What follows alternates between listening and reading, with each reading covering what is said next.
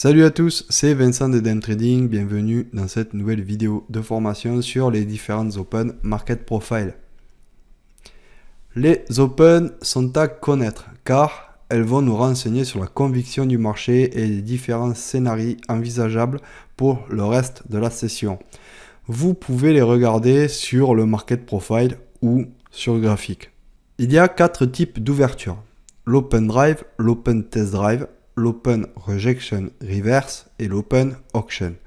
Ces 4 types d'ouverture, elles sont quand même à connaître, même si vous n'arrivez pas à retenir les noms. Voilà, vous devez quand même les avoir en tête. Ça va vous indiquer vraiment la conviction du marché et ce que veut faire le marché. Alors, vous n'êtes pas obligé de les trader parce que j'avoue que trader les Open, c'est un peu difficile parce qu'une Open, tant qu'elle n'est pas finie, tant qu'elle ne s'est pas déroulée, on ne peut pas savoir si on a raison ou si on n'a pas raison. Alors c'est vraiment les seuls setups où on anticipe vraiment, où pour une fois on ne trade pas ce qu'on voit, mais on trade un peu ce qu'on croit. Hein. Enfin, on trade moitié ce qu'on voit, moitié ce qu'on croit. Voilà, c'est quand même, les Open, c'est quand même un peu d'anticipation. J'essaye de vous donner vraiment dans cette vidéo des clés, des niveaux d'intervention pour essayer de ne pas se faire piéger. Voilà, des niveaux où statistiquement vous avez le plus de chances de gagner sur les Open. Commençons par l'Open Drive.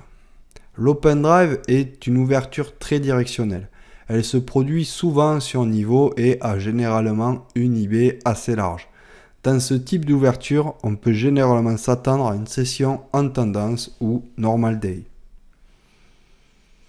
Alors voici l'open hein, ici. Alors généralement, soit on part directement, soit on fait deux ticks en arrière, mais vraiment pas plus.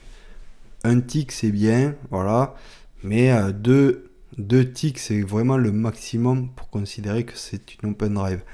Et ensuite, on doit avoir une forte poussée. C'est pour ça qu'il est important aussi de connaître son marché, de connaître la volatilité moyenne de son marché pour savoir si ça pousse fort ou si ça pousse pas fort. Parce que selon si c'est un SP500 ou un Dow Jones, voilà, ça va pas pousser pareil. Hein.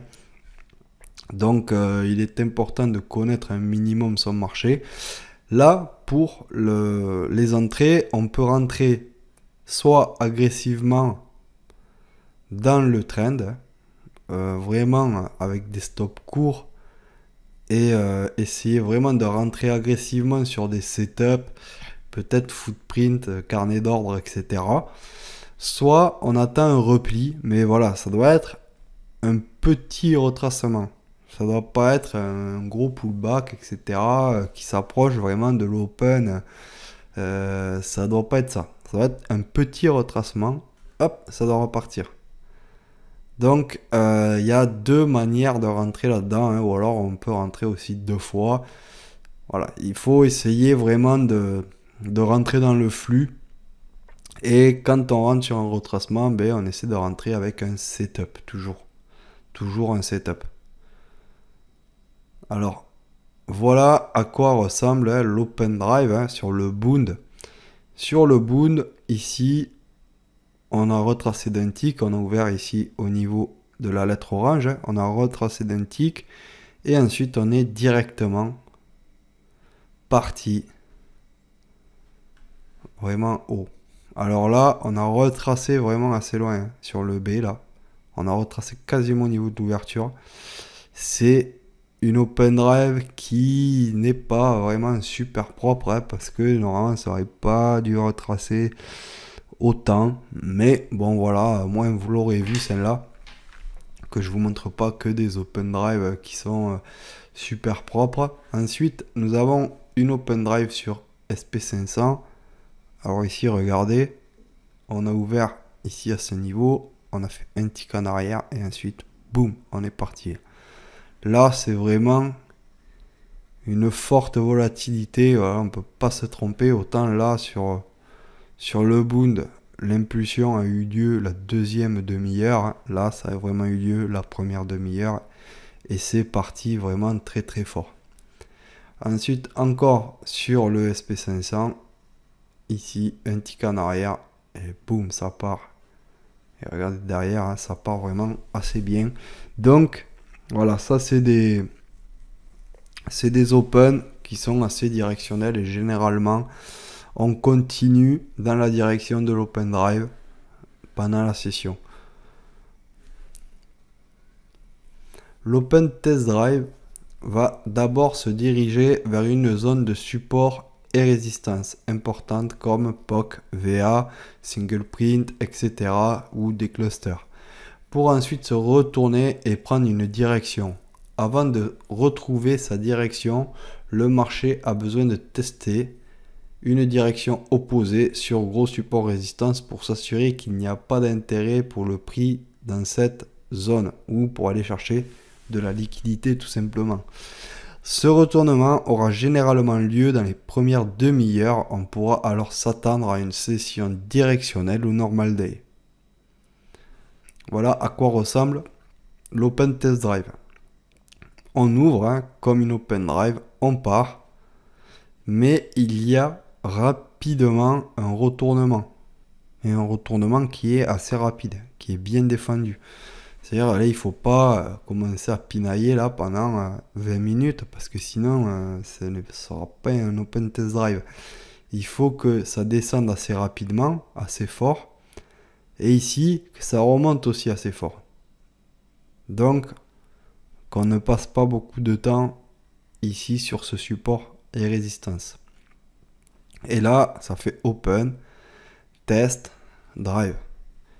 Et une fois qu'on a cassé l'open ici, qu'on a cassé l'open, on rentre sur confirmation de la cassure de l'open ou cassure et pullback sur l'open. Voilà, on attend un setup. On a différents setups à notre arc. Donc, on attend un setup et on rentre. Et là, si on continue à monter, voilà, on se dit c'est une open test drive. Donc, on peut essayer de garder notre position en intraday. Voilà à quoi ressemble un open test drive.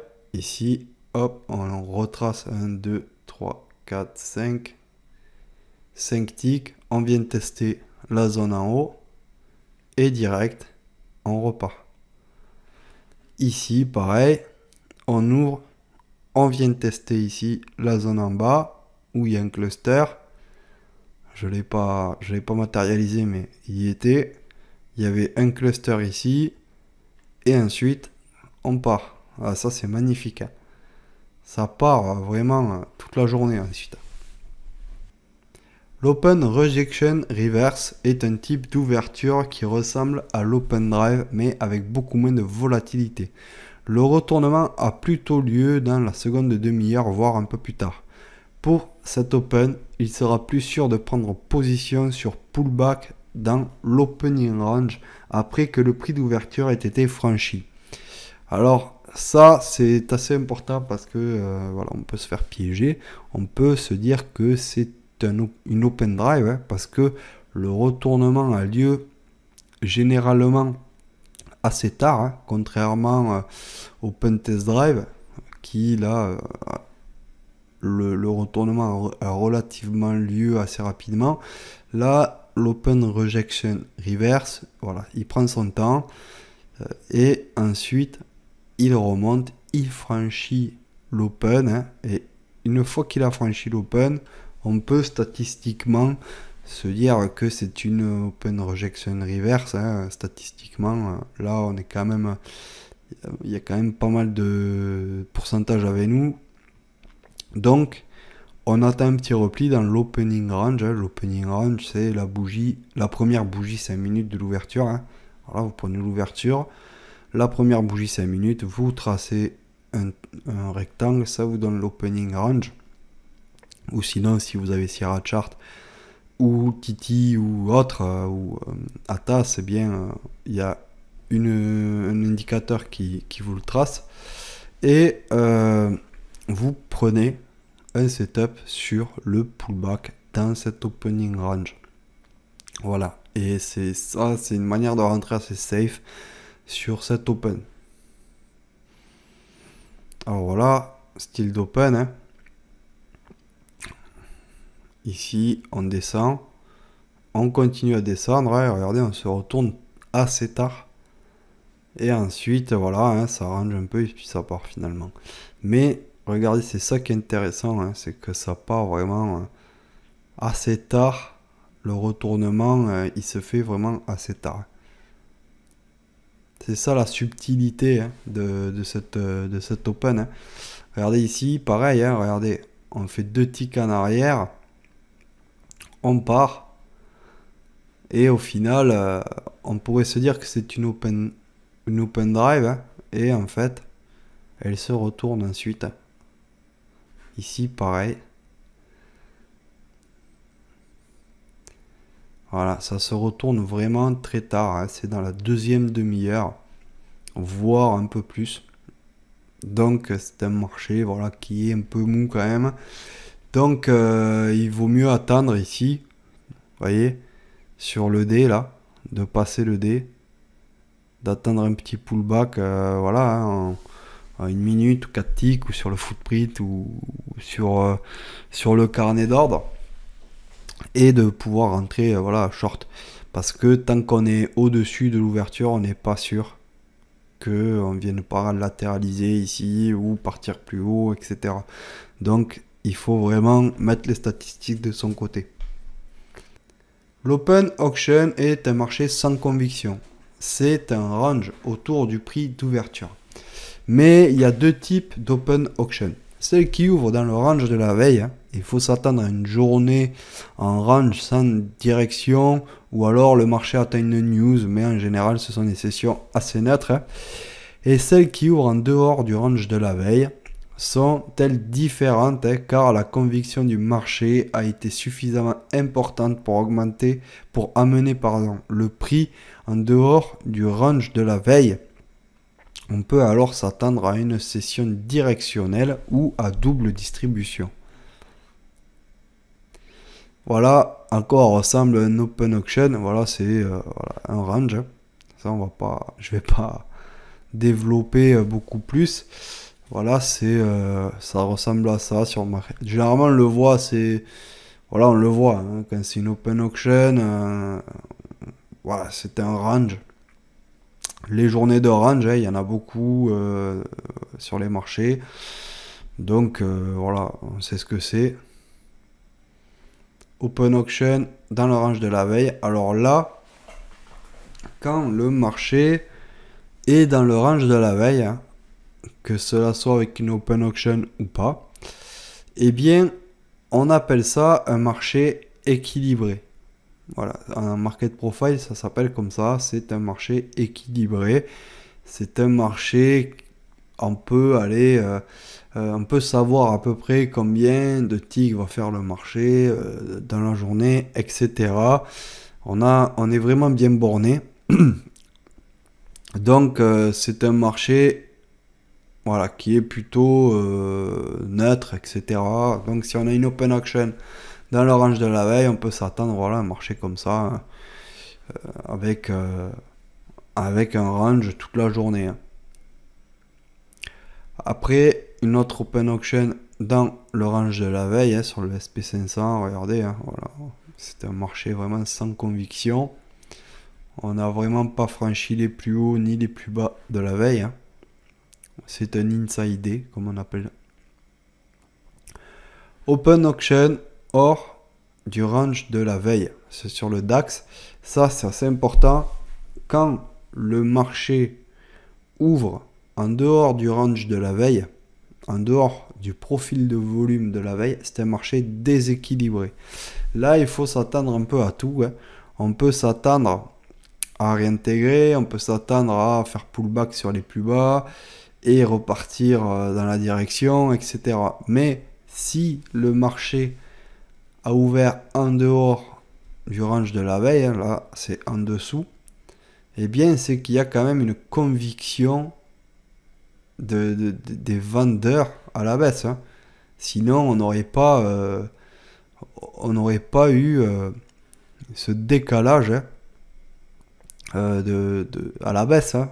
Donc c'est qu'il y a quand même une volonté d'envoyer un signal comme quoi on est dans un marché déséquilibré. Voilà.